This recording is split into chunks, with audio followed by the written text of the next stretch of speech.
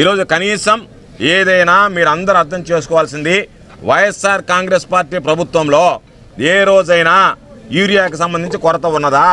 Urea అనేటువంటిది రైతు భరోసా కేంద్రాల ద్వారా రైతుల ఇళ్ల ముంగిటికే చేర్చినటువంటి ప్రభుత్వం జగన్మోహన్ రెడ్డి గారి ప్రభుత్వం, రైతు పక్షపాత ప్రభుత్వం అయితే ఈరోజు ఈ ప్రభుత్వం కిలోమీటర్ల దూరం వెళ్ళి తెచ్చుకుంటున్నా సరే ఇచ్చేటువంటి పరిస్థితుల్లో లేరు. ఒక పక్క రైతులు యూరియా కొరతతో ఇబ్బందులు పడుతుంటే తెలుగుదేశం నాయకులు వాళ్ళ అవసరాలకు తీసుకువెళ్ళడం, వాళ్ళ బంధువులు ఏదన్నా ఇతర ప్రదేశాల్లో ఉంటే తరలించడం, బ్లాకులో అమ్ముకోవడం.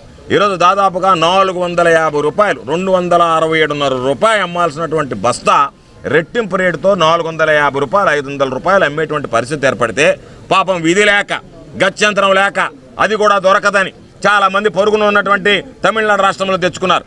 చాలామంది పాపం యూరియా లేక ఇబ్బందులు పడుతున్నారు. కాబట్టి వాళ్ళకి సంబంధించి సిగ్గుమాలినటువంటి ప్రభుత్వం, ఎక్కడా చూడనటువంటి ప్రభుత్వం, ఏదైనా పేదవాడి